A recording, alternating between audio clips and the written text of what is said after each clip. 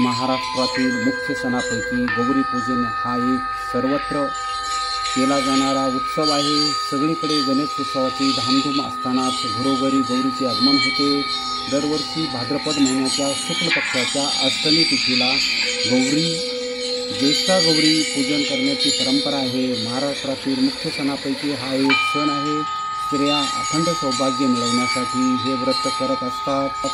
गौरीचं पूजन हा सण ज्येष्ठ गौरी पूजन या नावाने ओळखला जातो। यावर्षी 31 ऑगस्ट 2025 रोजी हा शुभ सण सुरू होईल आणि तो 2 सप्टेंबर 2000 रोजी संपेल।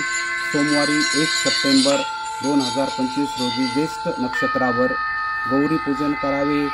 तसेच 2 सप्टेंबरला रात्री 9:51 मूळ नक्षत्र असेपर्यंत गौरीचे विसर्जन करावे।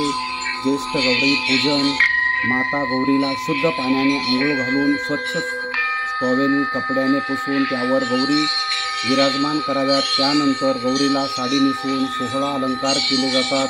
त्यानंतर गौरीच्या कपाळावर हळदी कुंकू आणि अक्षदा लावतात। ज्येष्ठ गौरीच्या दिवशी गौरीच्या मूर्तीची प्रतिष्ठापना एका शुभमुहूर्तावर केली जाते। 16 नैवेद्याचा नैवेद्य दुसऱ्या दिवशी 16 भाज्या, 16 कोशिंबिरी, 16 चटण्या, 16 पदार्थ गौरीला अर्पण केले जातात। त्यानंतर 16 दिव्यांची गौरींना आरती करण्याची श्रद्धा आहे।